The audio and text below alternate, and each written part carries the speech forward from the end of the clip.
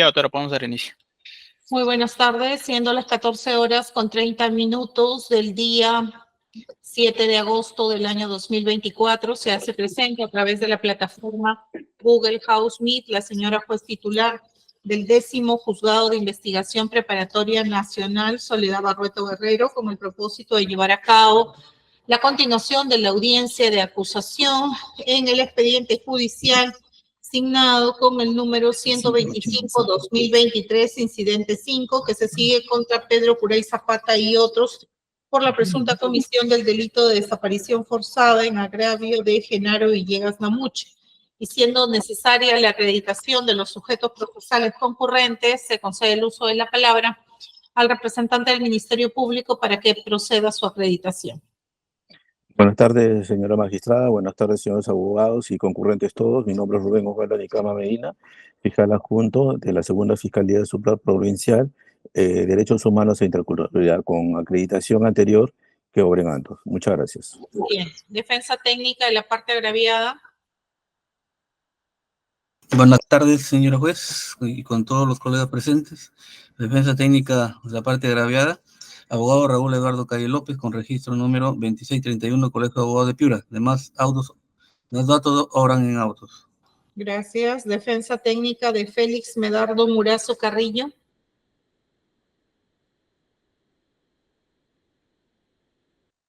Buenas tardes, señorita magistrada. Abogado Clodomiro Díaz Marín, con registro CAL 33379 y demás información consignada en audiencias anteriores. Me acompaña acá el colega con quien estamos haciendo defensa conjunta. Bien.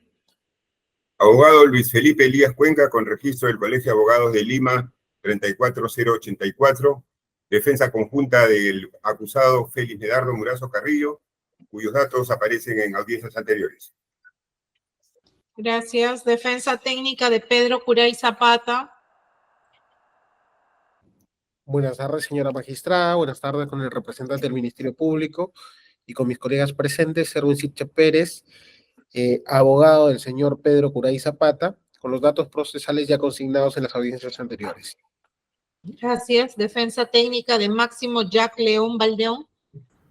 Buenas tardes, señorita magistrada, y buenas tardes con todos los presentes.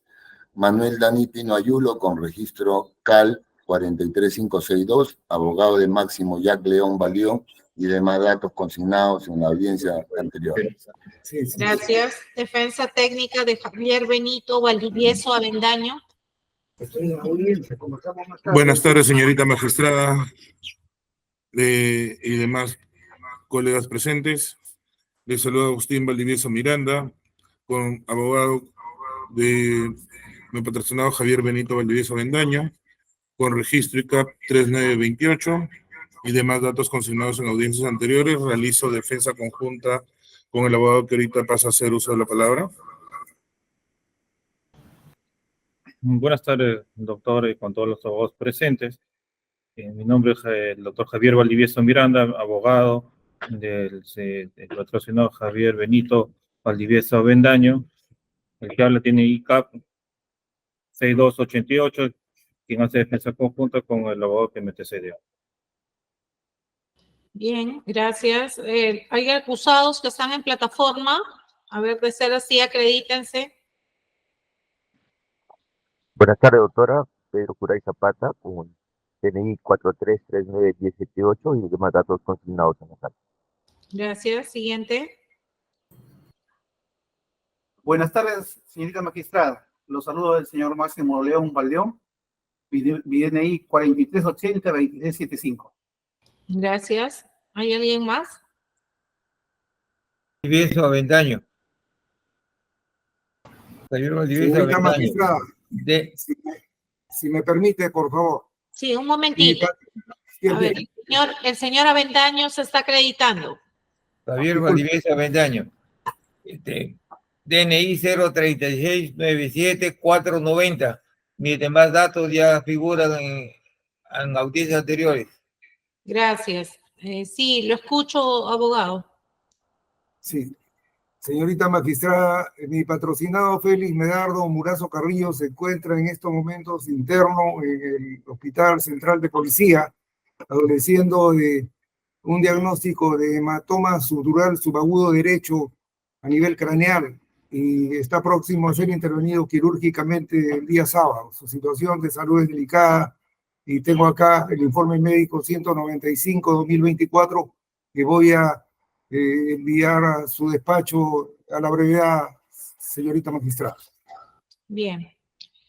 Entonces, cumplo con informar a los sujetos procesales que obra un escrito presentado por el abogado del procesado Máximo Jack León Baldeón, de fecha 5 de agosto del 2024, absolviendo traslado de la subsanación del requerimiento acusatorio.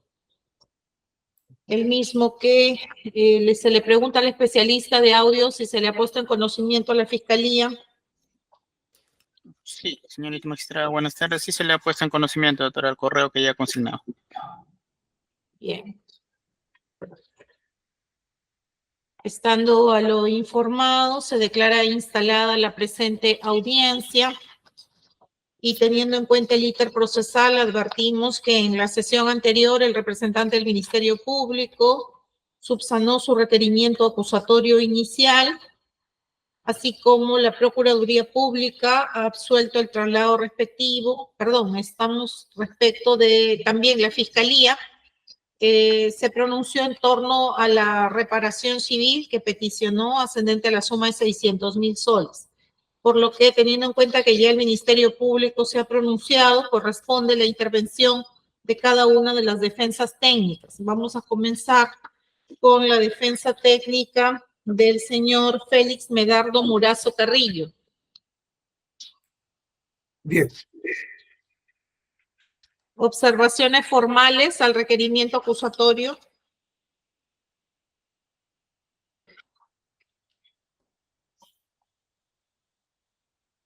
¿Me escuchó? Ninguna, doctor. Bien. Defensa técnica del señor Pedro Curay Zapata. Señora magistrada, permítame un minuto, por favor. Solo observaciones formales, ¿ya? Sí, solo un minuto, permítame, por favor, para localizar un archivo.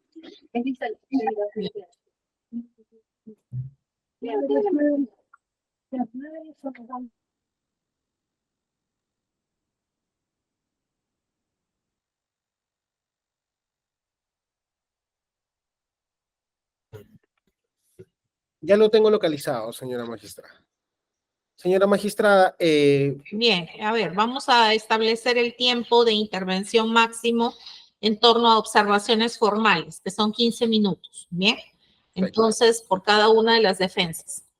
Lo escucho.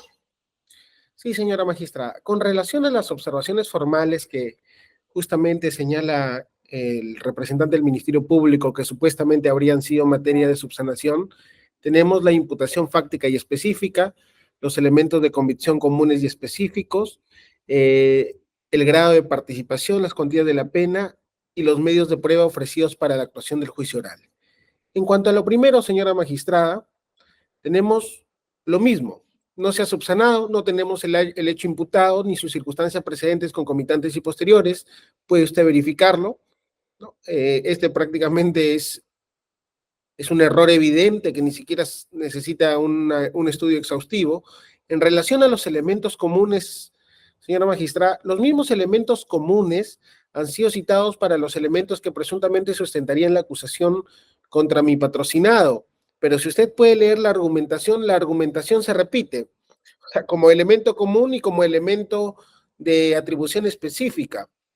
Por lo tanto, no sabemos cómo determinar por qué cierto elemento de convicción sí vincularía la participación de mi patrocinado, porque debe diferenciarse en ese sentido.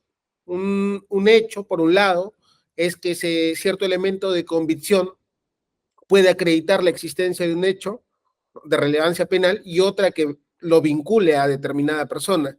Y en ese sentido, toda la justificación que se expresa respecto a mi patrocinado no hace más que repetir la misma justificación que se tiene como elemento de convicción común. En cuanto al grado de participación, señora magistrada, nuevamente, no se ha especificado cuál es el rol de mi patrocinado, porque se está atribuyendo a título de coautoría este delito, y en consecuencia tampoco ha sido materia de subsanación. A las cuantías de las penas y las consecuencias jurídicas del delito, otra vez, señora magistrada, tenemos graves errores, porque incluso se sigue incidiendo en el tema de las circunstancias agravantes genéricas, y por ejemplo se sigue señalando cuando el delito ha sido cometido desde el interior de un establecimiento penitenciario, ¿no? Que no sabemos por qué, porque justamente no existe el juicio de subsunción típica al respecto. ¿Por qué se habría configurado ese delito? La verdad, no sé qué más o cómo expresar mi indignación. Y finalmente, señora magistrada, en cuanto a los medios de prueba, usted puede verificar que si bien, porque esto también fue señalado en las observaciones anteriores, se cuestionó que no se había cumplido con precisar la utilidad de los medios de prueba. Todos los medios de prueba, señora magistrada, que están siendo ofrecidos para su actuación en juicio oral, tienen la misma narrativa en cuanto a su utilidad. Sirve para acreditar la imputación fáctica del Ministerio Público, SIC. Literalmente lo único que señalan eso. Señora magistrada, con eso nosotros no podemos saber cuál es la utilidad que refiere el Ministerio Público. Hay una tesis de imputación que comprende a varios imputados, ¿no? Y evidentemente en un marco temporal que no es un solo día. Y en consecuencia, el Ministerio Público está obligado a decirnos cuál es la utilidad específica de cada medio de prueba y no de decirlo de manera general de que ello acreditará la imputación fáctica del Ministerio Público. Y eso se repite en todos los medios de prueba, señora magistrada. Por lo tanto, nosotros creemos que no se ha subsanado el requerimiento acusatorio que fue materia de observaciones previamente por parte de su judicatura y por lo tanto debe ser devuelto por segunda vez. Bien, defensa técnica de León Baldeón.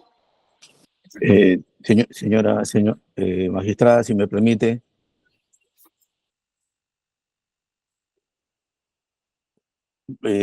Quisiera... No, un momentito, Fiscalía. Primero vamos a las observaciones formales y luego ya le doy la palabra, ¿sí? Defensa técnica de León Baldeón en torno a observaciones Doctora, formales. si me permite, para que no se me vaya la idea, porque como son 4 o 3 más que van a... sí, pues el otro ya pasó, estarían 3 más. No sé si me permitiría de que se oralice y seguidamente poder hacer uso para que tenga una secuencia también usted de lo plasmado y lo... Lo que pasa es que cada juzgado tiene su metodología. Conforme, Entonces, doctora. Perfecto. pero si usted requiere ello, voy a tener que hacerme a su metodología de usted. No, ver, sino... antes de pasar a la defensa técnica de León Baldeón, se le corre traslado al fiscal. Muchas gracias, doctora, por su consideración. Primeramente, señora magistrada, debemos de precisar que este proceso se encuentra en etapa intermedia. Por ende, no ofrenda la indagación de la verdad, que es justamente la finalidad del proceso. Siendo que la etapa intermedia y de juzgamiento contienen finalidades específicas, existiendo un requerimiento acusatorio, lo cual en doctrina se conoce valorativamente como sospecha suficiente. Debiendo de precisar, atendiendo lo expuesto por el señor abogado, que su escrito, cuya sumilla textualmente señala control formal de requerimiento acusatorio, conforme, contiene 7 hojas, de los cuales es un instructivo valedero de manera general, contiene las páginas 3, 4, 6, 7, fundamenta que los términos que emplea no son y no pertenecen a su defendido, ni a la materia del presente requerimiento, señora magistrada. Y como bien lo ha afirmado el abogado de la defensa técnica, que se encuentra indignado, también nosotros nos encontramos indignados porque entiendo que el señor abogado ha tenido la suficiencia para realizar una valoración.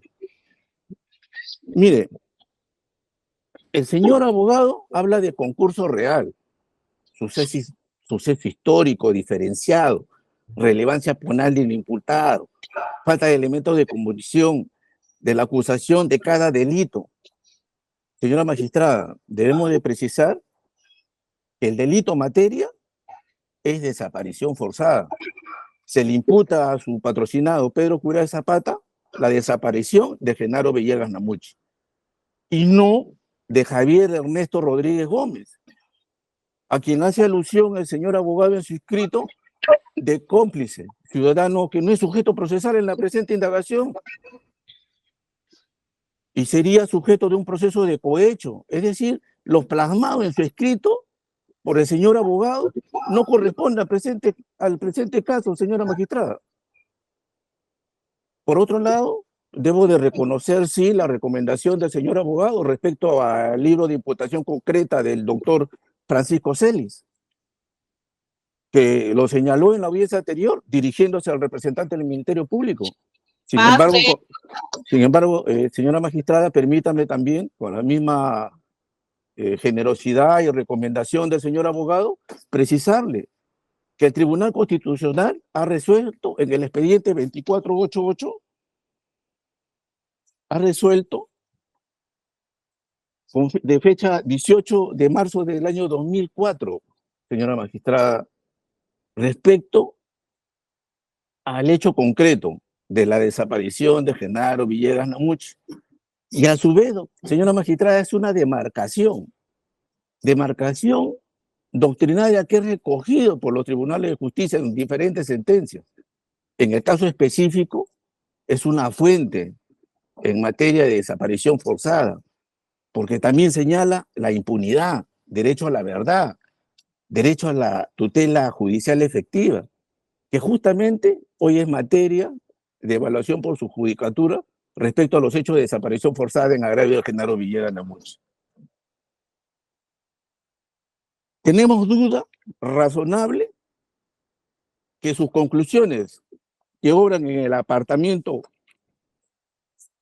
último de la página 6 y 7, porque son 2 hojas justamente que hace las valoraciones el señor abogado, correspondan a este proceso.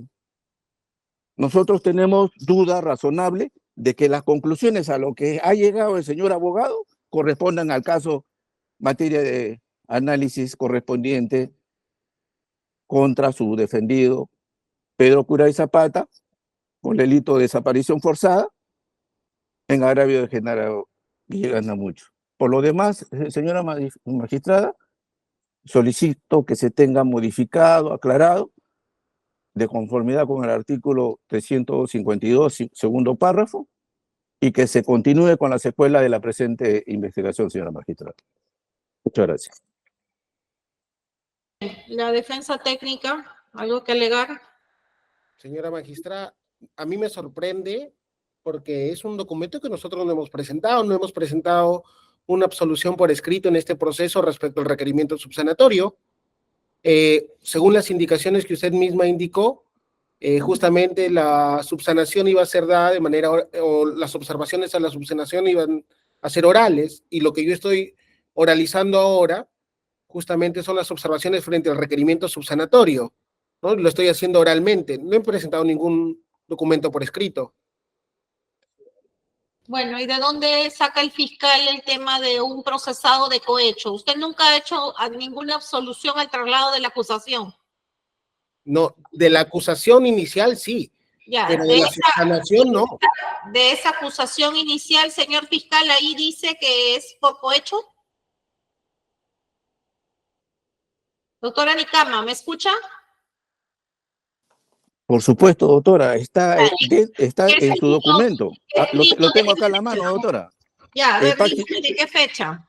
En el escrito de subsanación de control formal de requerimiento. El documento consta de 7 páginas y el señor abogado precisa de un hecho que no corresponde a la materia. Ya. ¿Cuál es el número de escrito, por favor? El primer escrito donde se apersona de acuerdo al 350 y presenta observaciones formales a la acusación que nosotros hemos presentado y hemos postulado a su despacho, señora magistrada. Señor abogado, verifique su escrito único que habría presentado. Sí, estamos verificando ahora en casillas, señora magistrada, porque en nuestros archivos digitales no tenemos eso. Estamos revisando casilla. No, es que Casilla no tiene que revisar. El fiscal le está señalando un escrito que usted ha presentado. En la casilla solamente usted va a recibir una resolución judicial. No, también, doctora, está los cargos de los documentos que nosotros presentamos en casilla. En SINOE también aparecen los documentos que nosotros presentamos. Pero debería usted tener un falso expediente respecto del trámite. Tenemos nuestros archivos digitales, por eso estoy mostrando ahí mi sorpresa, señora magistrada. Bien, especialista de audio, ¿me escucha? Por favor, identifique el escrito al que ha hecho referencia el fiscal. Permítame, señora magistrada, para terminar este punto, no solamente está en este escrito, ¿ah? No he hecho mención a los siguientes escritos, porque de ahí también sale de qué proceso se trata, porque el Ministerio Público no va a generar un hecho que no es real. Está el escrito aquí, señora magistrada, y en el otro escrito de sobrecimiento, como en el otro escrito de solicitud de medio probatorio, también habla de lo mismo. O sea, es un proceso que ha estado a cargo del señor abogado y ya lo ha colocado acá. Eso sí, ese es el error que ha incurrido. Y eso hay que saberlo decir con claridad, porque acá uno no puede venir a sorprender a su despacho, señora magistrada.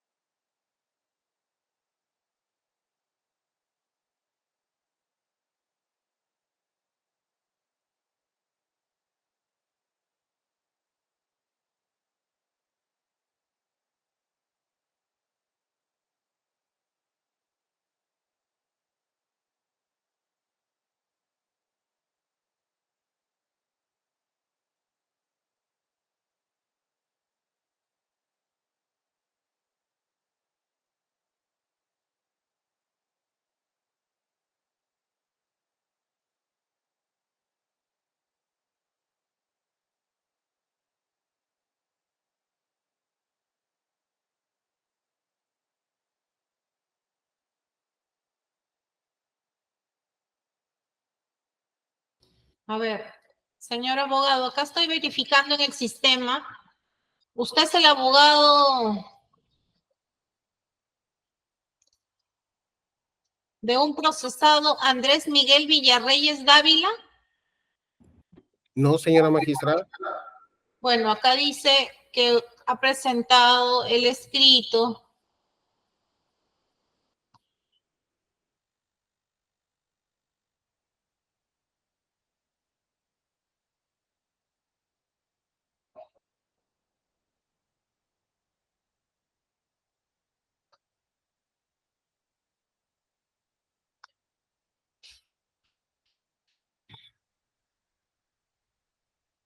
Dice, solicita sobreseimiento de la causa a favor de Pedro Zapata Curay.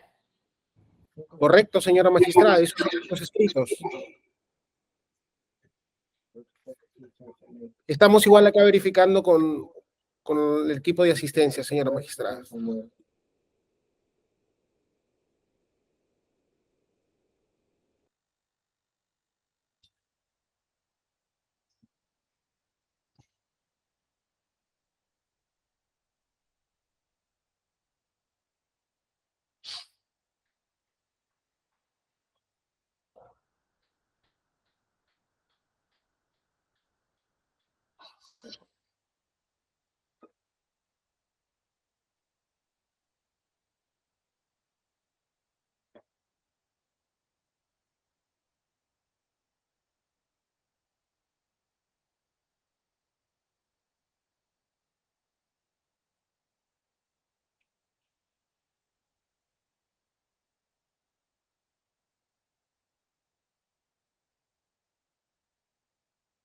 Señora magistrada, yo no sé qué es lo que está sucediendo, pero nosotros tenemos el escrito con número de cargo 26284, que es el mediante el cual presentamos el control formal del requerimiento, en el que es a favor del señor Pedro Curay Zapata. Es cierto, yo soy abogado del señor Javier Ernesto Rodríguez Gómez, pero no sé por qué el fiscal lo tiene. El número de cargo de nuestro escrito, señora magistrada, es 26284. Claro, lo que pasa es que ha habido un ingreso a través de la plataforma electrónica y la plataforma electrónica ha ingresado el escrito de ese cliente que usted habla en este expediente judicial. Entonces, eso no es atribuible ni al fiscal ni al juzgado, sino es atribuible al equipo que tiene usted que ingresa los escritos a través de la casilla. Ahora, no tengo ningún escrito estoy revisando el historial de los escritos presentados con este expediente. Y No, solo yo le estoy diciendo de que cómo podemos saber nosotros que esto corresponde a otro proceso si no es porque lo han ingresado mal. Señora magistrada, le reitero, estoy viendo yo los 5 escritos que hemos presentado. Solo tenemos, señora magistrada, nuestro apersonamiento, que es el cargo 23901, la solicitud que se declara infundado el requerimiento de impedimento de salida, que era el otro cuaderno, que es el cargo 24576, tenemos el control formal 26284, tenemos la solicitud de sobreseimiento, que usted lo ha leído, que es el cargo 26285, y la formulación de control probatorio y ofrecimiento probatorio, que es el cargo 26286. En nuestro historial, señora magistrada, no tenemos ningún otro, y además no podría ser correcto porque ese caso se ventila ante la Corte Suprema, y en la Corte Suprema los escritos no se ingresan por SINOE, sino por correo electrónico. A ver si me deja explicarle, señor abogado. Cuando una persona no tiene un poco de tolerancia, entonces no escucha, y hay que aprender a escuchar. Yo no podría saber quién es su cliente porque no tengo yo todavía ningún tipo de poder sobrehumano para poder saberlo.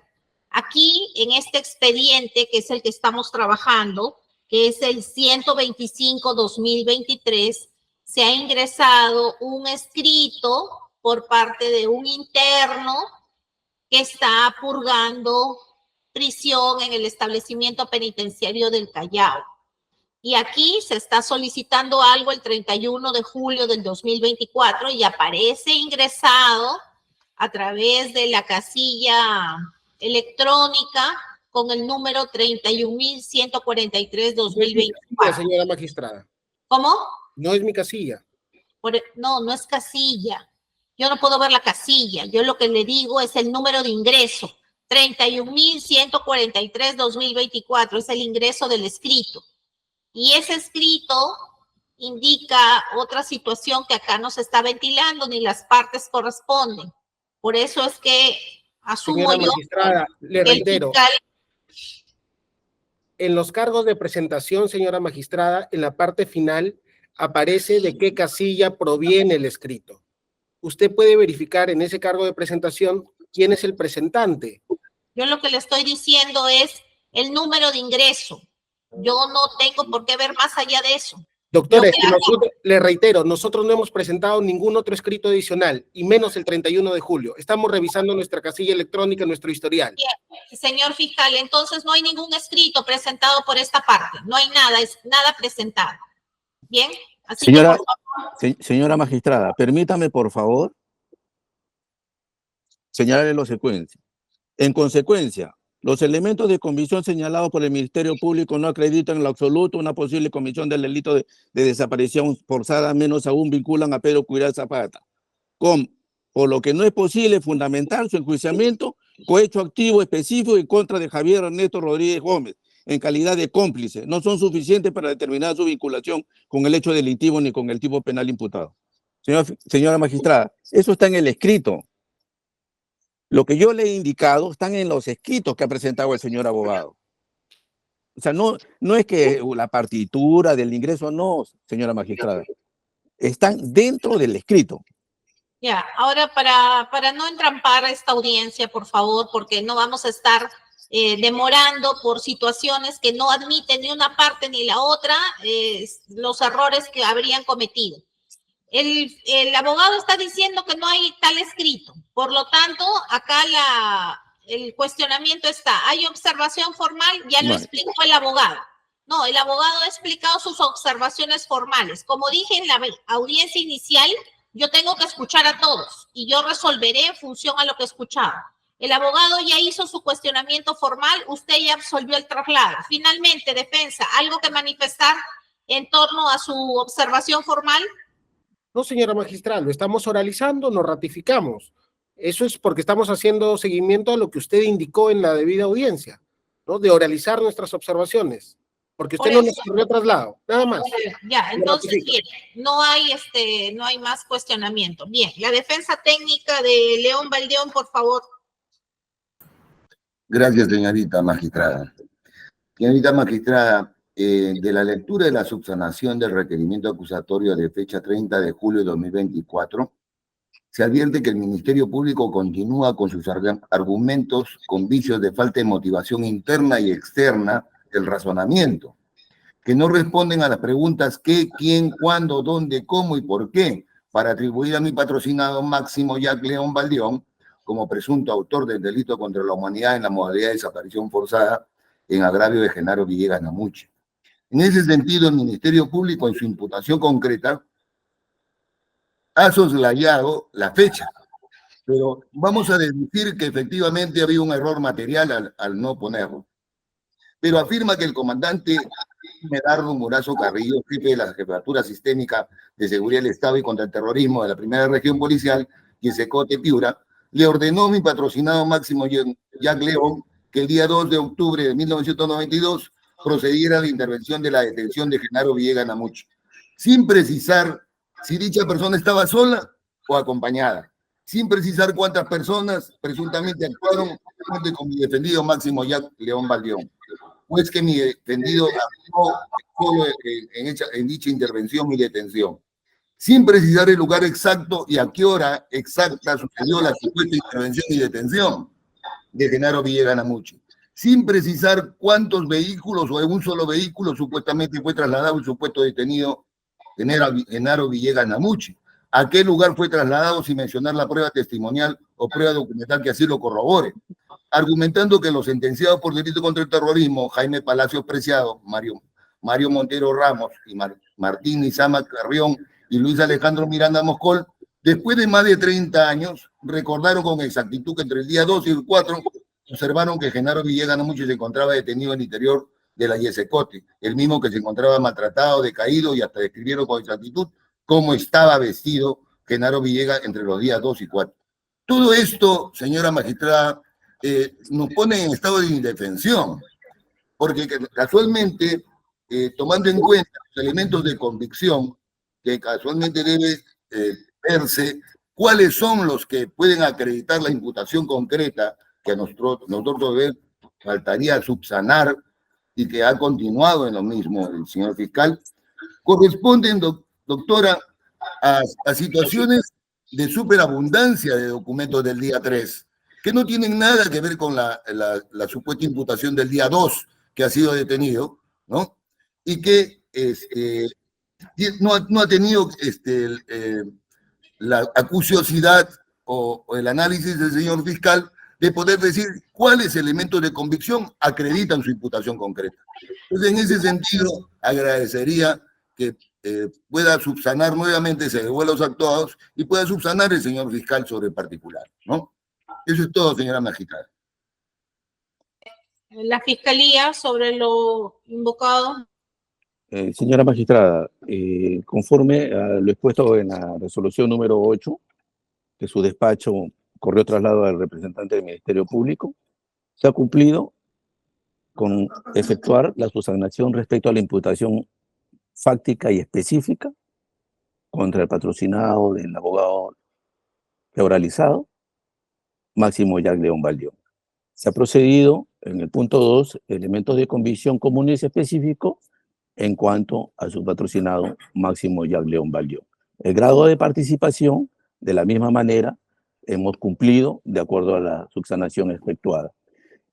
También hemos precisado respecto a la coautoría En el punto 4 hemos precisado las cuantías de las penas que solicitan y las consecuencias accesorias. Y en el punto 5, correspondiente a la conducencia, pertinencia y utilidad, también se ha ofrecido la subsanación de los medios de prueba, conforme a la resolución antes indicada. Sin embargo, señora magistrada, permítame, la defensa técnica de Máximo Jack León Baldión no ha realizado ninguna observación formal, debiéndose en ese sentido tener presente su escrito que se nos ha corrido traslado, donde se hace una serie de precisiones como sumilla, absuelve el requerimiento acusatorio por motivos que se indican, señala el documento. Luego, dice, objeta medios probatorios del representante del Ministerio Público respecto a la objeción a la reparación civil, página 15, objeto de la pena propuesta, 3 líneas, y termina su documento con una solicitud de sobreseimiento. Tampoco señala una fundamentación jurídica de esta parte, como tampoco lo concerniente a la formalidad de ley. La formalidad de ley es un requisito, es un principio formal, es un mandato prima facie que exige que su contenido sea optimizado. Los principios formales son la optimización de los mandatos de conformidad con el título preliminar, artículo 1, justicia penal, párrafo 3, sobre la exigencia de cumplir ciertas formalidades. En ese sentido, la defensa técnica del abogado, del investigado Máximo Jack León Baldión, no ha cumplido, no ha postulado a una observación formal ni a la correspondiente subsanación.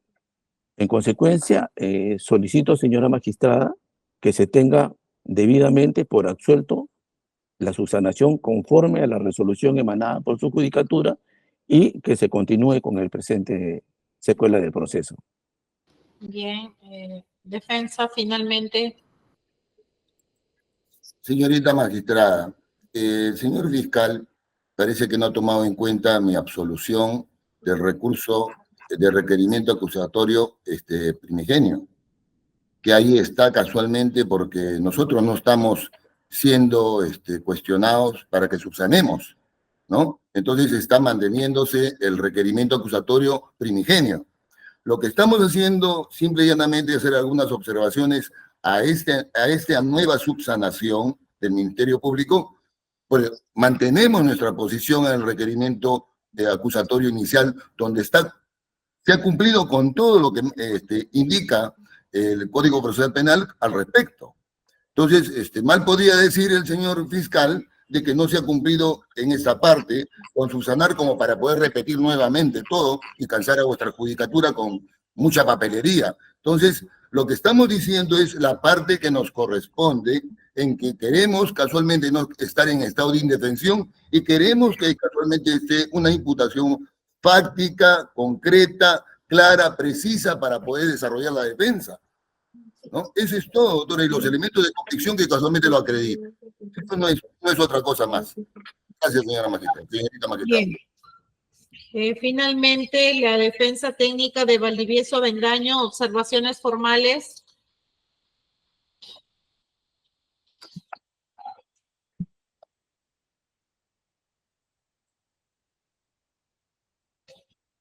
Active su micro. Discúlpeme, pensé que estaba aquí, señora magistrada. Señorita magistrada, muy buenas tardes. Pensé que me estaba dando el pase el representante del Ministerio Público, levantando la mano. Señora magistrada, el representante del Ministerio Público se opone a la organización del señor abogado, por los fundamentos que por favor paso a exponer en este momento. A ver, lo escucho. Señora magistrada, el abogado de la defensa técnica de Javier Valdivieso Avendaño, en la audiencia precedente se refirió elocuentemente al intercrímenes para luego nuestra perspectiva señalar que el requerimiento ha sido deficiente, mencionó a su vez que ser catedrático en la Universidad de Piura. Al respecto debemos señalar que en su escrito que suscribe no ha realizado ninguna observación formal. En consecuencia, nos ratificamos sin extenso lo sostenido en la audiencia anterior respecto a ello, que no ha formalizado ninguna observación respecto al requerimiento acusatorio. Debiéndose tener presente la sumilla, absuelve traslado de requerimiento acusatorio por motivos que se indican. Sigue, primera página, deduce secciones, que serán merituados, obviamente, en la etapa correspondiente. Luego en la página 7, señala defensa de fondo, análisis fáctico jurídico, realiza un resumen interpretativo hasta la página 41, donde titula prueba ilícita. Termina la página 48.10 sobre cimiento, 3 líneas. Página 48, sigue, punto 11, reparación civil. En consecuencia, no ha formulado observación formal al requerimiento acusatorio. El escrito de la defensa técnica no contiene estándares regulares de la forma debida al catálogo causal que postula de conformidad con el primer párrafo del artículo 350 del Código Procesal Penal. Este apartamiento es muy importante en virtud de la secuela de control del requerimiento acusatorio. Señora magistrada, el presente proceso se encuentra en etapa intermedia, que justamente la finalidad del proceso de esta etapa que es que contenga situaciones específicas de formalidad del requerimiento acusatorio. Señora magistrada, tiene que haber orden y control que garantice a los sujetos procesales un debido proceso, equidad y, como no, por igualdad de armas, debido a lo confuso de su petición, lo concreto y real, que no ha realizado observación alguna al requerimiento acusatorio. El escrito consta de 49 folios. Además, señora magistrada, debo de precisarle que en la intervención anterior, la defensa del investigado Javier Benito Valdivieso Avendaño llamó falaz, cuyo significado, como sabemos, es embustero, falso, ofendiendo al representante del Ministerio Público. Hay que tener mucho cuidado con las afirmaciones que se realizan. En ese sentido, al no haber realizado observación, el documento existe. En todo caso, señora magistrada, a través de su judicatura, que se le requiera al señor abogado y que precise dónde se encuentran las observaciones formales presentadas por la defensa técnica del abogado, del señor Javier Benito Valdivieso Avendaño. Y solicitamos, señora magistrada, que exhorte al abogado, porque no se tiene que dirigir con respeto. Todos los sujetos procesales nos debemos de tener respeto, porque eso constituye una grave ofensa, sin perjuicio de la sanción o multa respectivamente. En consecuencia, señora magistrada, doy por formalmente oponerme a la exposición del abogado del señor Avendaño, Valdivieso Avendaño. Teniendo en cuenta que es una incidencia en la que usted está planteando, se desestima su incidencia. Por cuanto el órgano jurisdiccional ha sido bastante explícito en la primera sesión, señalando que independientemente de las normas procesales que regula el Código Procesal Civil, existen principios dentro del proceso penal que deben respetarse. Uno de ellos es el derecho a ser oído por parte del juzgador respecto de cada uno de los sujetos procesales.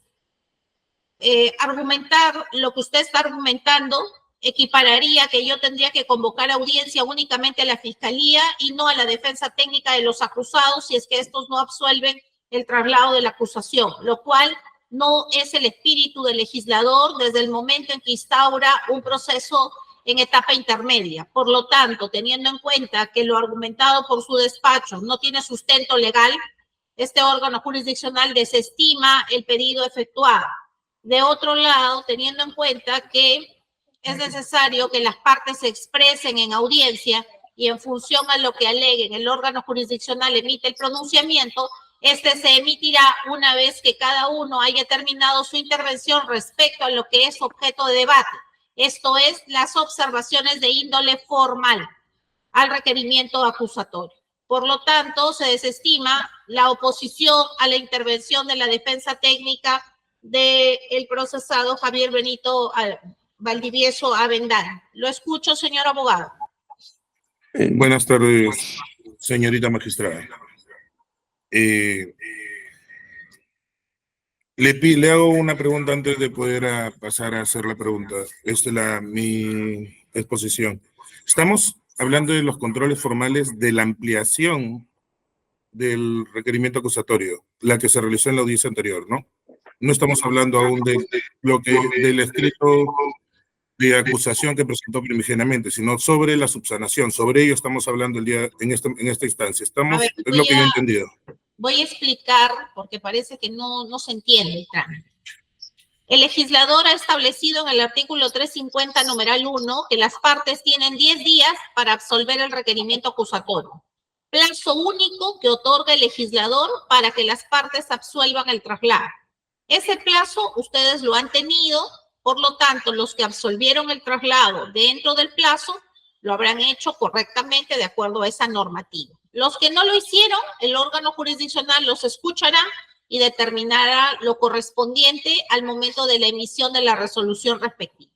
En este momento estamos debatiendo un requerimiento acusatorio que ya ha sido corregido desde la óptica del Ministerio Público. El fiscal ha subsanado lo que el órgano jurisdiccional le ha requerido. Y digo desde su perspectiva porque el órgano jurisdiccional hasta el momento no valida esa subsanación, en tanto yo tengo que escuchar a todos los sujetos procesales y determinar si cabe o no cabe la posibilidad de devolver por segunda vez ese requerimiento acusatorio subsanado. En esta oportunidad, las partes se deben pronunciar por lo que tienen de subsanado en este requerimiento acusatorio, porque se entiende que la Fiscalía está descartando su requerimiento inicial y lo está corrigiendo en una subsanación del requerimiento acusatorio. Y bajo esos términos es que las partes absuelven el traslado del requerimiento acusatorio. Entonces, bajo esos lineamientos es evidente que las partes tendrán que decir si de acuerdo a la subsanación se han superado las observaciones iniciales o no se han superado. ¿Queda claro? Perfecto. Prosigo. Correctamente. Ok, haré una cuestión previa, señorita magistrada, en virtud de hecho, no quería tomar minutos, pero tengo que correr a pronunciarme sobre lo dicho por el representante del Ministerio Público, en relación a que no se han señalado objeciones o se han señalado nada sobre lo que es el requerimiento acusatorio. Respecto a ello, tendría que decir de que en la audiencia anterior, hace 2 audiencias, es decir, quien señaló que habían deficiencias en la acusación fue vuestra judicatura de manera amplia y directa, porque no se había cumplido con diversos criterios que establece la ley, específicamente el artículo 349, y lo devolvió aplicando el artículo 350 al señor fiscal. Es decir, desde ahí para adelante no era necesario que las partes señalen o simplemente hemos precisado que estábamos de acuerdo con la devolución y que posteriormente cuando sea subsanado y cumpliera con lo que vuestro despacho ordenaba, es justamente lo que vamos a hacer en esta audiencia. De hecho, sé que tengo 15 minutos para poder, estoy temporalizando y estoy tomando en cuenta cada uno de los tiempos para poder hacerlo. Ahora, en ese sentido, el hecho de que yo he presentado dentro del tiempo de ley el escrito señalado por el Ministerio Público, sí, lo he presentado, pero ese es sobre la primigenia, no sobre la ampliatoria, y en cambio, en este momento, el Ministerio Público se está pronunciando sobre la primigenia cuando estamos hablando sobre la ampliatoria, cosa que felizmente su judicatura como conforme a ley, dirige usted lo que es las audiencias, lo está haciendo de manera precisa y clara. En relación a que si ha cumplido o no ha cumplido con el traslado, tengo que citar lo que señala el artículo 349, la acusación. Nos dice: la acusación fiscal será debidamente motivada y contendrá los datos que sirvan para identificar al imputado de conformidad con lo previsto en el artículo 1, la relación clara y precisa del hecho que se atribuye al imputado con sus circunstancias precedentes, concomitantes, estoy en la literal B, precedentes, concomitantes y posteriores. En caso de contener varios hechos independientes, la separación y el detalle de cada uno de ellos. Para detallar el literal B, tendríamos que empezar a ver respecto al Ministerio Público hizo uso de poco más de 2 horas en la sesión anterior, que recordemos que la audiencia es única y se realiza en varias sesiones. En la sesión anterior no ha cumplido con hablar de lo que son precisar los hechos que se atribuyen a mi patrocinado, Javier Benito Valdivieso Avendaño. No ha señalado las circunstancias precedentes. Cuando hablamos de las circunstancias precedentes, señora magistrada, estamos hablando, ¿dónde es que se encontraba mi patrocinado el día de la presunta, no sé si decir captura, detención, secuestro, porque eso no ha sido cosas que han sido señaladas? ¿Dónde se encontraba? Nunca se señaló. Estamos hablando de precedentes cuando tenemos que, debería de haber dicho, tal persona se fue para tal calle, donde se ubicaron cada uno de los sujetos que están siendo investigados. Recordemos de que el titular de la investigación es el Ministerio Público, no son las partes procesales, no es el juez. Y el titular del Ministerio Público, en su acusación fiscal, aún en la ampliación, y es algo que sí señalé en mi calidad de catedrático, de qué es lo que yo le exijo a mis alumnos para poder determinar cada uno de los pasos que se han señalado en el momento de la comisión de un presunto hecho delictivo. Entonces, sí señalé el qué, cómo, cuándo, dónde, por dónde, qué vehículos usaron, en qué vehículos se trasladaron, a dónde fueron. Entonces, no ha en ningún momento ha señalado las circunstancias precedentes respecto al hecho. El hecho imputado efectivamente es la presunta desaparición de Genaro Villegas Namuche. Ok, el hecho precedente, lo único que ha señalado es que se sabe que era estudiante de la universidad. Claro, eso no está en discusión.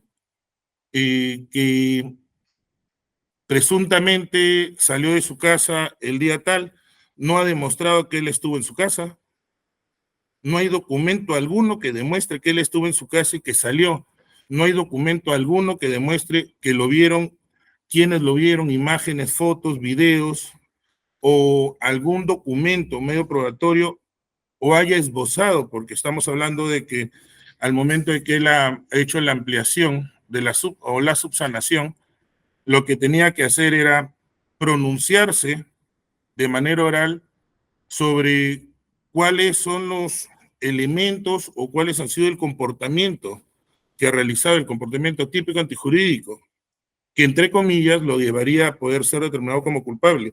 Hechos precedentes, no hay ninguno. No hay ninguno antes del día 3. Es decir, señala de la universidad, que en la universidad, y lo digo no por lo que se haya oralizado, lo que ha oralizado es de que cualquier persona podía ingresar a la universidad. Y esto me hizo revisar el documento que remitió la misma universidad, y este argumento que oralizó el Ministerio Público no obra en la respuesta que brinda la Universidad Nacional de Piura. La Universidad Nacional de Piura puntualmente lo que indica es que no tienen información al respecto y que toda la información respecto a ello ha sido, posiblemente se perdió en una inundación. Entonces, esta elaboración, cuando yo he dicho hechos falaces, son porque no tienen relación con lo que dicen los documentos. No estoy atribuyéndole al señor fiscal porque en el caso de él no firma la acusación, sino él está oralizando lo que han puesto en el requerimiento acusatorio. Igual él está oralizando una ampliación que muchas veces se escucha que pareciera que alguien estuviera señalando. Yo me estoy refiriendo al oficio número 24 de fecha 11 de enero del 2019, emitido por el secretario general de la UNP, el doctor Denis Silva Valdivieso. Entonces, él señala lo que le digo: se perdió el acervo documentario del archivo general, ubicado en el sótano del edificio del rectorado. Hay personas en esta unidad operativa que no existen personas que puedan testificar sobre el asunto en mención. Entonces, no ha habido ninguna afirmación respecto a que cualquier persona podía ingresar.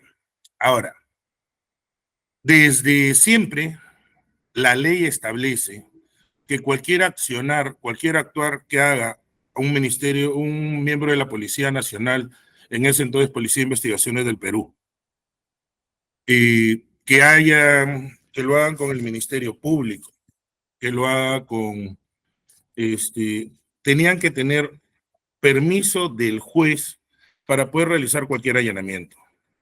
Esto ha sido también corroborado por lo que ha señalado en su declaración el ex juez Soyer en su oportunidad, que esto también obra en el expediente fiscal, el cual señala de que le solicitaban los permisos para poder allanar, que le solicitaban y le daban cuenta de los detenidos. El Ministerio Público en su oportunidad fueron el fiscal de Lama y el fiscal Víctor Rosales, Ruiz Rosales, quienes estuvieron ahí, uno en septiembre, uno en octubre. Uno era fiscal provincial titular y el otro era fiscal adjunto. Entonces, y en su oportunidad ellos han declarado, bueno, el doctor Ruiz Rosales en su declaración indica de que él participó, él estuvo en las detenciones que se realizaron, y el día 2, es más, durante un horario cronológico del día 2, están todas las actuaciones que realizaron producto de la información que dio el sentenciado por delito de terrorismo Jaime Palacios Preciado, que en ese sentido que son cosas que no han sido tomadas en cuenta por el Ministerio Público, pero ahí estaríamos hablando de lo que son hechos precedentes. O sea, precedentes son previos. ¿Qué es lo que pasó antes? ¿Qué es lo que pasó en el momento? Entonces, no dice precedentes, concomitantes. Estamos hablando de lo que sucedió en el momento, cómo sucedió, cómo se dio el hecho, cómo sucedió. Es decir, lo detuvieron, lo secuestraron, lo amarraron, si es que esto hubiera sucedido. Si no se puede determinar esto, ¿en qué momento estamos hablando de la comisión de un delito? O sea, estamos queriendo, de acuerdo a lo que entiendo de la teoría del Ministerio Público, no hablo del delito, no hablo de cómo pasó, simplemente quiero usar los testimonios que me brindan con versión distinta a la original. O sea, porque la versión original me la dieron desde que fueron sentenciados hasta el año 2016, hasta el mismo señor Jaime Palacios Preciado, y obran todas estas declaraciones en el expediente. Entonces, todos mantienen de que nunca lo vieron, que no estuvo ahí, pero cuando le dan, aún estando con carácter de testigo protegido, el señor Palacios Preciado declara de que no lo ha visto. Antes de eso, él mismo señaló de que se había ido para Ecuador, y entonces, pero después de que le da la calidad de testigo protegido, cambia de versión. Ahora, sobre el cambio de versión y los tiempos en que se cambiaron las versiones y todos los demás hechos, no se pronunció el Ministerio Público, pero estaríamos hablando, en este caso, de circunstancias concomitantes. Es decir, tampoco hablo de las circunstancias concomitantes, solo hablo de las circunstancias posteriores. Ok, de las circunstancias posteriores, presuntamente son los cambios de versión en los que indico que tales personas lo vieron, que estuvo ahí, y quiénes son los que presuntamente lo vieron, sentenciados por delito de terrorismo. Ahora, estos testimonios, de hecho, no es aún la parte, el momento en el que tenemos que pronunciarnos sobre ello, pero adelanto solamente lo siguiente.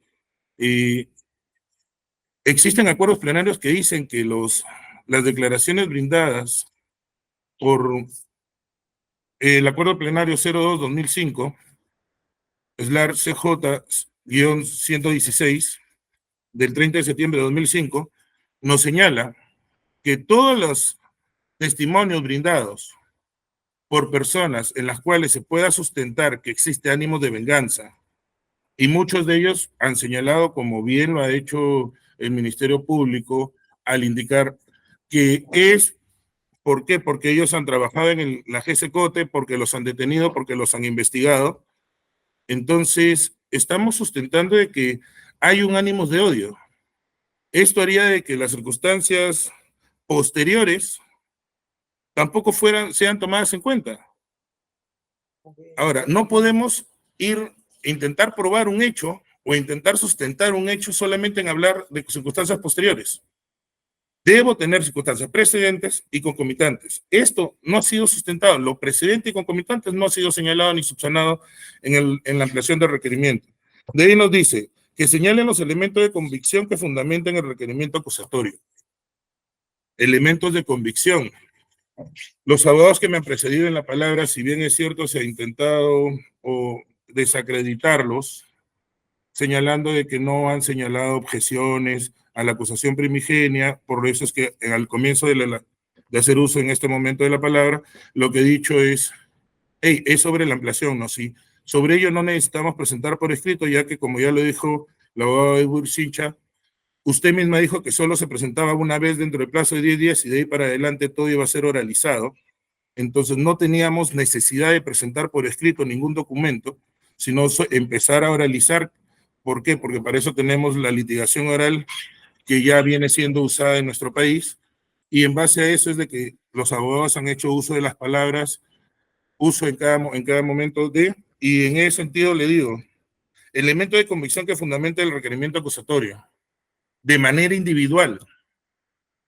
¿Cuál ha sido un elemento de convicción de manera individual? Decir de que aun cuando el plan Cinturón fue elaborado, y lo señala varias veces, elaborado por el entonces comandante Murazo, y que sirvió para poder, no es el Cinturón 92 en ningún momento fue creado para detener a una persona. Según lo que mismo declaró el comandante Murazo en su momento, sirvió para poder hacer un uso tecnológico y de una investigación que ya lo dirán en su momento los abogados que realizan su defensa técnica, pero que servía ¿para qué? Para poder pacificar el norte del Perú, y esto usó muchas de las cosas que se aprendieron en Lima. Entonces, no es que se creó un plan de operaciones específico para una persona, sino es para todo lo que era el trabajo y crear un plan de cinturón, que no lo ha hecho mi patrocinado, sino lo hizo el comandante Murazo, no es un delito. Entonces, hablar de la creación, de la elaboración o de manejar un plan de operaciones no es delito. Entonces, de ahí en más, ¿por qué esto sirve de medio de prueba? Que durante la aplicación del plan de operaciones Cinturón 92, mi patrocinado ha sido la persona que lo pone como instructor del plan de operaciones. Un plan de operaciones no tiene instructores. Lo que sí tiene instructor y conforme son los atestados. Entonces, en ningún momento firma en el atestado número 06 mi patrocinado ni como instructor ni como conforme. Y esto también lo ha señalado de manera precisa el Ministerio Público cuando indica de que quien firmó es no me acuerdo si es el señor León o Pedro Curay, y conforme lo firma el comandante Murazo.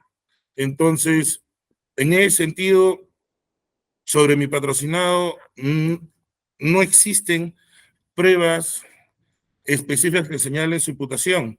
De ahí se dice que él ha participado de capturas en el 06, pero también señala que él era jefe de inteligencia operativa. Y en todo momento, cuando ha declarado, bueno, las primeras veces, porque en las últimas no participé, he podido yo ir a las declaraciones y asistir a mi patrocinado, y en todo momento lo que él ha señalado es cuál era su rol de acuerdo a los documentos de gestión, que es ahora el término que se usa, y de acuerdo a los documentos de gestión, inteligencia operativa lo que hacía era hacer un análisis documentario, no un trabajo de campo. Entonces, ¿cómo es posible de que se le atribuya un comportamiento a mi patrocinado sobre trabajos operativos cuando su desempeño era de inteligencia operativa, es decir, de análisis documentario, de ver qué documentos habían logrado obtener, qué cosas se venían haciendo, qué otras informaciones se venían dando, qué preguntas hacer a los interrogatorios, que es más o menos lo que dice el documento de gestión, o en otras palabras, el Moffat-Roff de la policía. La policía es un ente administrativo finalmente. Entonces, pero se le está atribuyendo cosas que no concuerdan. Entiéndame que por eso, al no concordar, es que yo he dicho en su momento, usé la palabra falaz, no por querer insultar a nadie, pero si es que se detallan cosas que no concuerdan con lo demás que está señalado en los documentos, esto no es cierto. Entonces, es ahí donde usé la palabra falaz. Respecto a con esto ratifico el hecho de que no se ha hablado sobre los hechos, circunstancias precedentes, concomitantes posteriores, sobre elementos de convicción que fundamenten el requerimiento acusatorio, no los ha precisado, no los ha individualizado.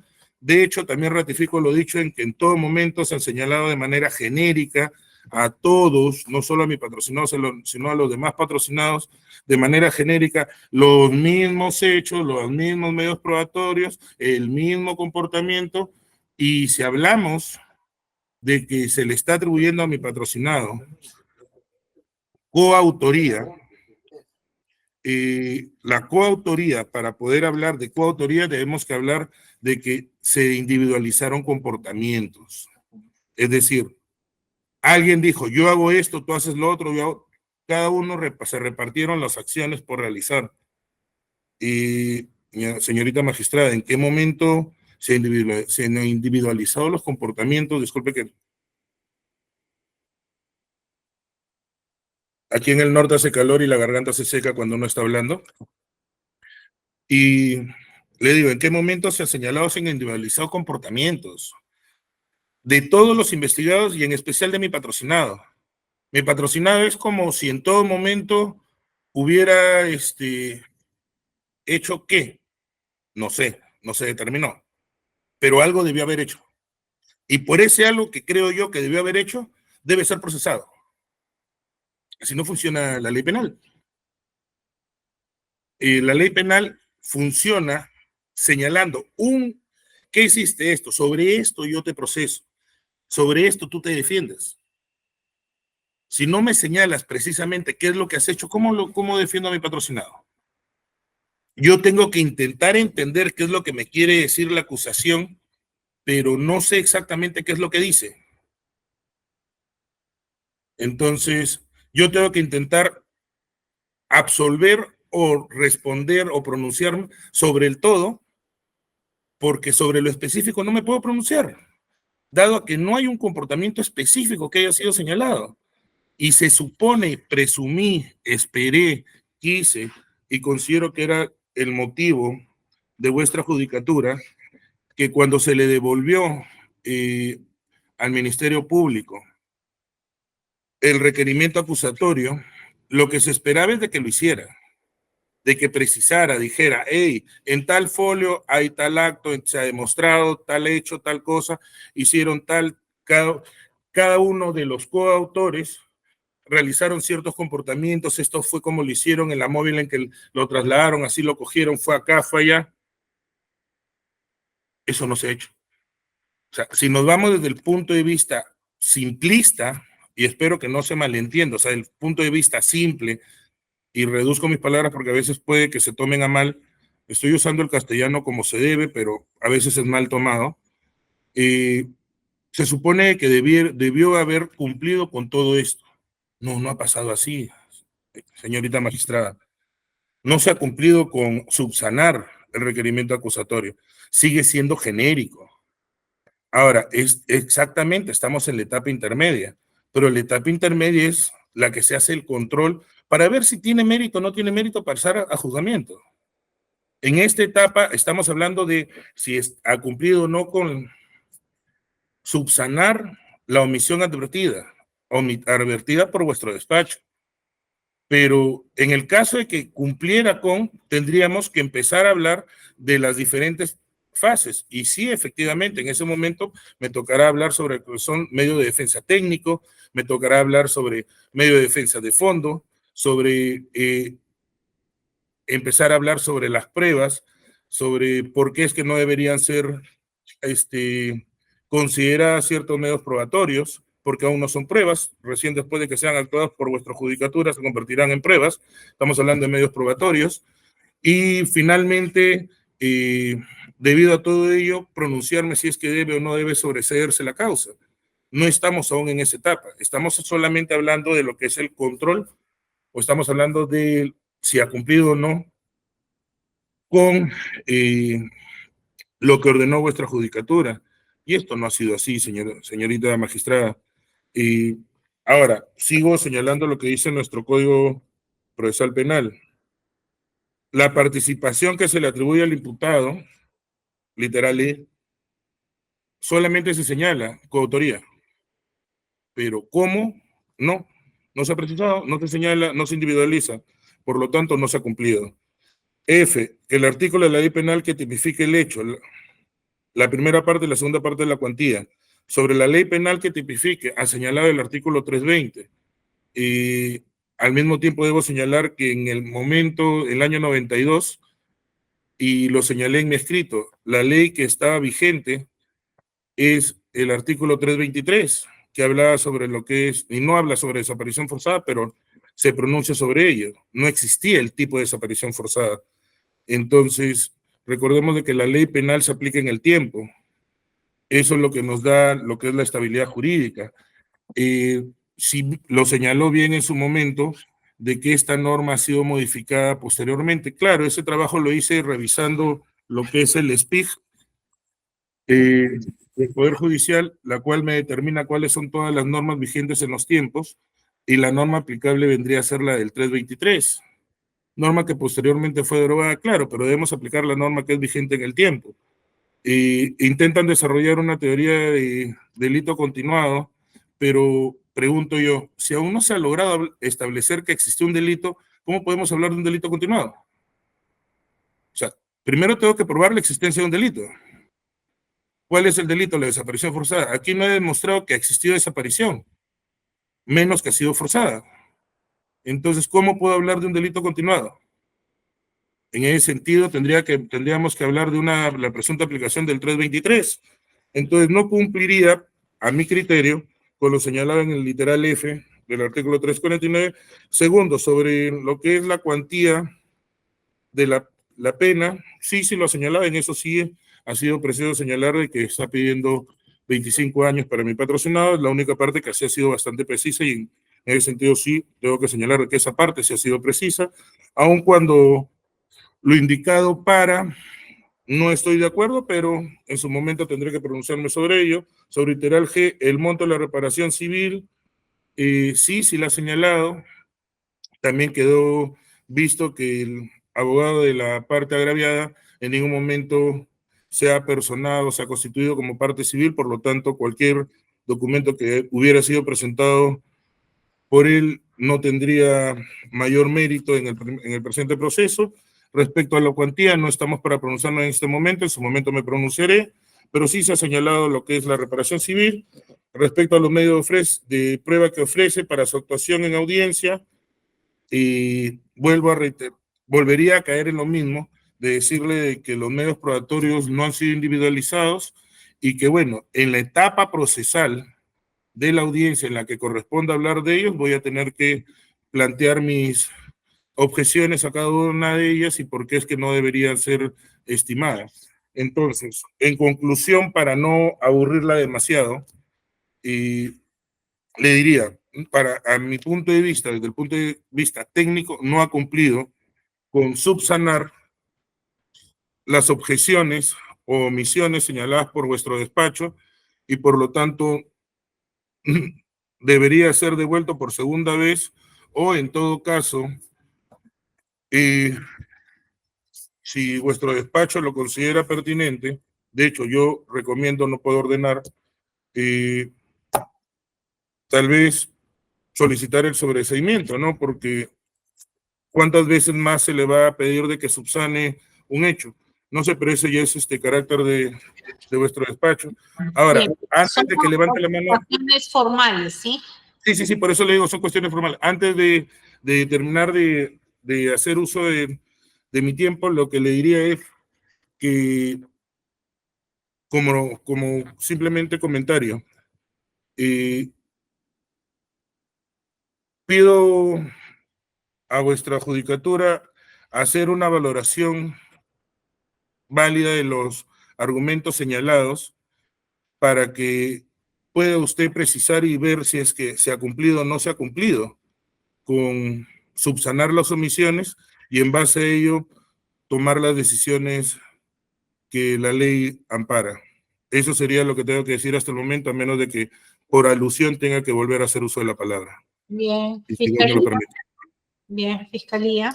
Señora magistrada, de acuerdo a la resolución número 8 de fecha 19 de julio, dentro del término y plazo que vuestro despacho otorgó al Ministerio Público, se ha cumplido con las subsanaciones del requerimiento acusatorio.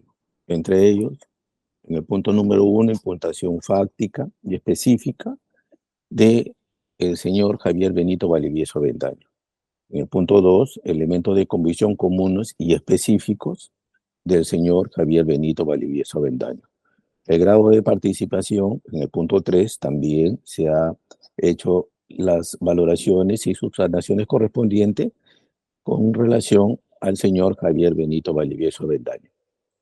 De igual manera, en cuanto al punto número 4, sobre las cuantías de las penas y las consecuencias accesorias, también se ha realizado con relación al señor Javier Benito Valdivieso Avendaño. Y, como no, del punto 5, medios de prueba ofrecidos del señor Javier Benito Valdivieso Avendaño, conforme así lo ordenó su judicatura en la mencionada resolución. Respecto a la oralización que el abogado de la defensa técnica ha realizado precedentemente, debo de indicar que no ha individualizado y ponderado su apartamiento con sus respectivos fundamentos conforme estándares que se debe de tener en cada postulación, conforme al catálogo o causal que ofrece el primer párrafo del artículo 350, lo cual su análisis y evaluación tienen espacios distintos. El señor abogado nos ha hablado de sobreseimiento, medio de prueba, que no corresponden, señora magistrada, al estadio de la presente audiencia. Entonces, señalar, iterando, que el señor abogado de la defensa técnica de Javier Benito Valdivieso Avendaño no ha formulado observación formal en su escrito que absuelve traslado del requerimiento acusatorio por motivos que se indican. Ese es su escrito del señor abogado. Por lo tanto, señora magistrada, no cumple con las exigencias de lo preceptuado en la articulación antes mencionada del Código Adjetivo. Entonces, estas observaciones que se realizan, evidentemente tienen que ser trasladadas al representante del Ministerio Público a efecto de su análisis respectivo. ¿Cómo no saber cuáles son las observaciones que se realizan? No realizarlos implícitamente supone que están de acuerdo con esta parte del requerimiento acusatorio en cuanto a las observaciones formales. Entonces, si bien estos actos de inmediatez, de oralización, se pueden superar, por supuesto que se pueden superar, pero tiene que tener previamente una agenda, una solicitud para establecer de qué se va a oralizar.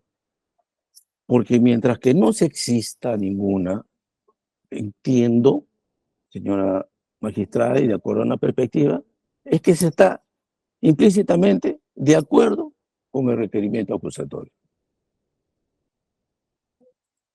De acuerdo a la subsanación efectuada contra el mayor de la policía, Javier Valdivieso Avendaño, que en esa época era efectivo policial, jefe de inteligencia operativa de seguridad del Estado y contra el terrorismo, conforme él mismo lo asevera en su acto de declaración, donde espontáneamente y voluntariamente ha señalado que ha sido jefe de inteligencia operativa del GSCOTE Piura, y que de acuerdo al plan de operaciones Cinturón 92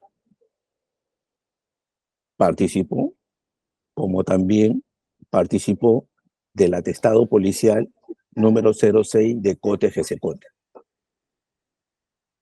Este documento policial plasma toda y cada una de las investigaciones que se realizaron del 23 de septiembre del año 1992 al 16 de octubre del año 1992.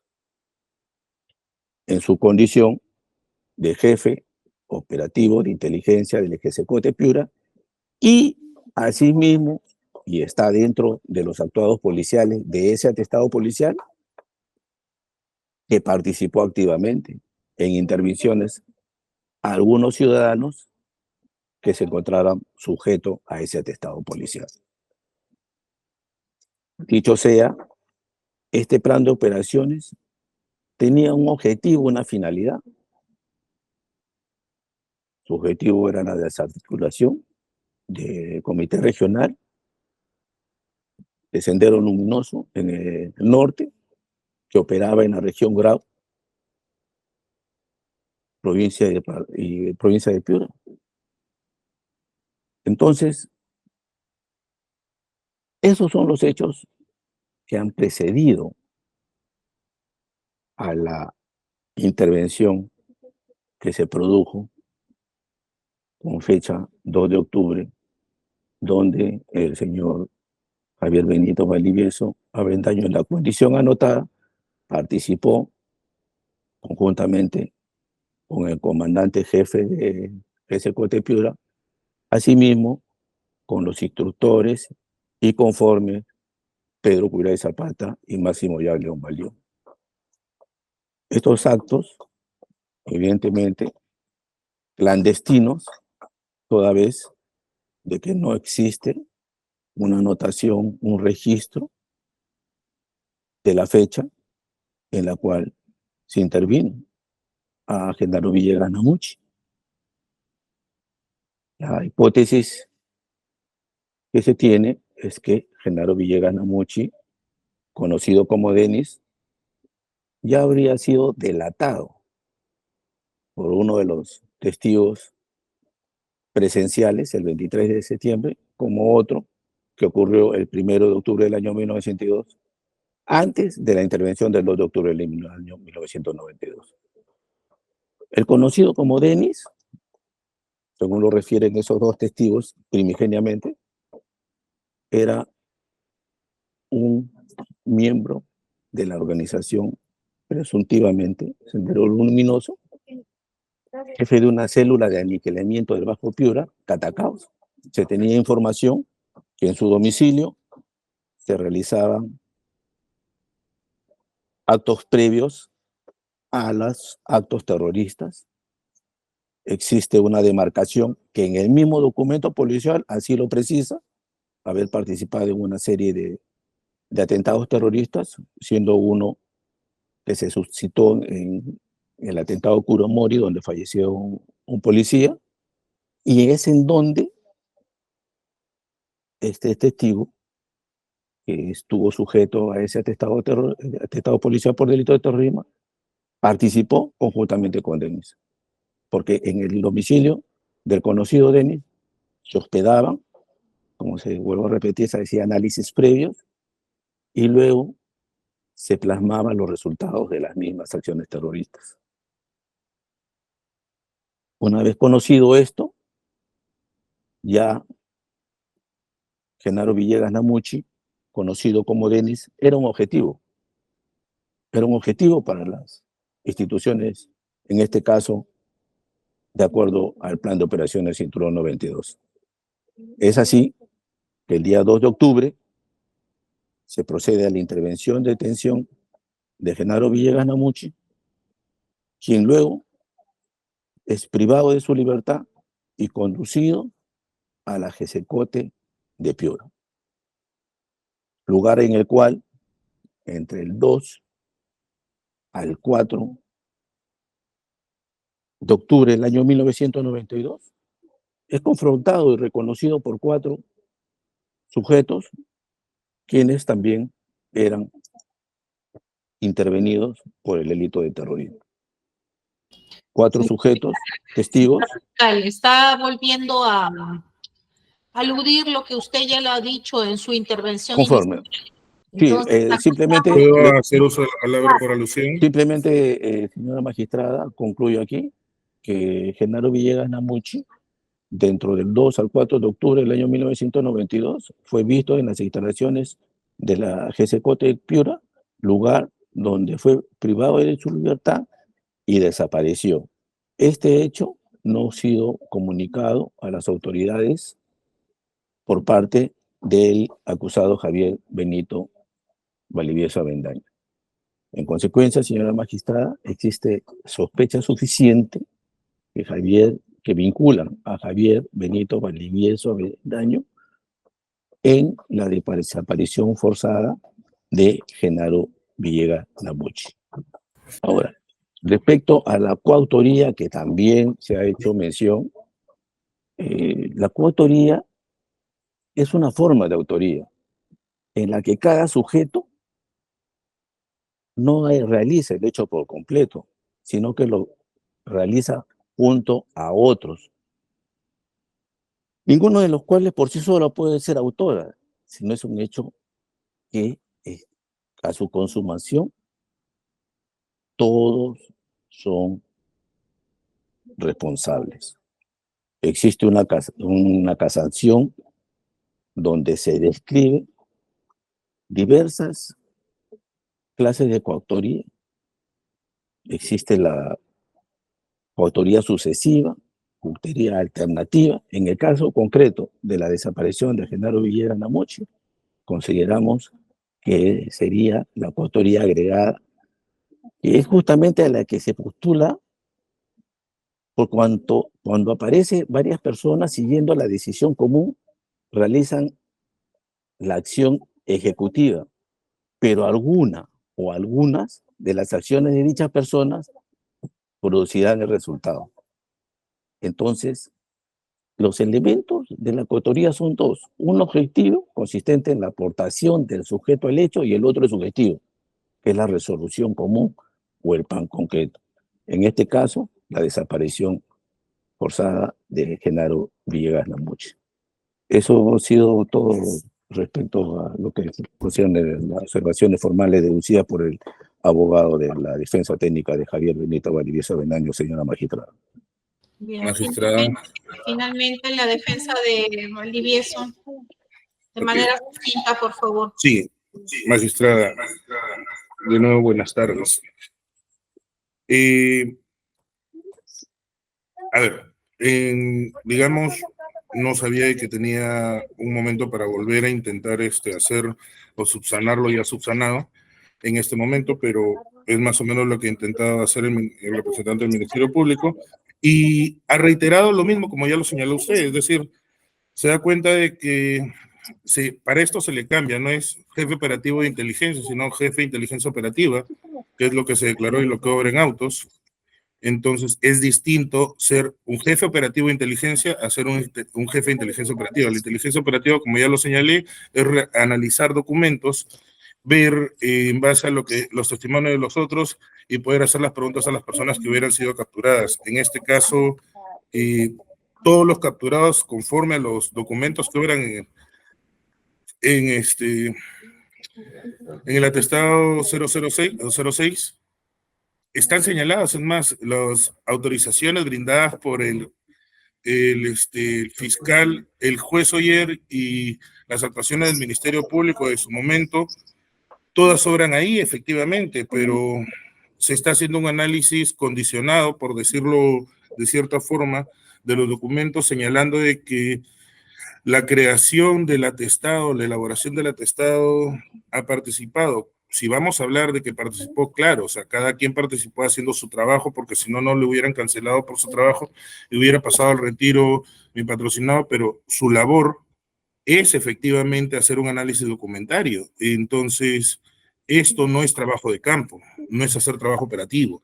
Para empezar, lo siguiente es que tenemos que tener en cuenta que el análisis documentario se realiza en escritorio y desde ya la elaboración del plan Cinturón y la aplicación del mismo no es un delito. Entonces, si hablamos que esto intentan hacer valer como si fuera una circunstancia precedente, el haber luchado contra el terrorismo es una circunstancia precedente, no sé si de qué estamos hablando, si es un delito hacer su trabajo. En el caso de que mi patrocinado hubiera hecho otro tipo de labor operativa, obrara las actuaciones que él habría realizado en el mismo atestado 06, y esto no obra así, entonces, porque si él haría, recordemos de que en la policía también existe lo que es usurpación de funciones, así como en cualquier otra entidad administrativa. Entonces, y son cosas que tienen que tener en cuenta, porque si no, en el caso de mi patrocinado no fue dado de baja por usurpación de funciones. Entonces es algo que no está siendo observado por el representante del Ministerio Público. Con circunstancia precedente, reitero, no lo ha suelto, ni en este momento, sobre circunstancias concomitantes, o sea, es decir, en el momento. Señala de que la coautoría, hay un micro abierto que se filtra ruido, no sé de quién es. Especialista de audio, atento, por favor. Digamos, en lo que es circunstancias concomitantes, igual no señala cómo fue realizado el hecho, cómo fue la participación de cada uno de los sujetos, no ha precisado cuál ha sido el comportamiento, es más, dice la detención de cómo, de quiénes, cuándo, en qué momento, vehículo. No se ha señalado, simplemente volvemos a lo genérico, o sea, y vuelvo a reiterar, no se ha subsanado la omisión. Seguimos estando hablando de genéricos, porque trabajó en el AGC Cote, conjuntamente con, de que la coautoría se puede hacer, la coautoría, para poder hablar de coautoría debemos individualizar roles, individualizar comportamientos, cosas que no se ha hecho. No se ha hecho ni en la audiencia, ni en la sesión anterior, ni en los minutos que ha tomado en este momento para intentar volver a subsanar.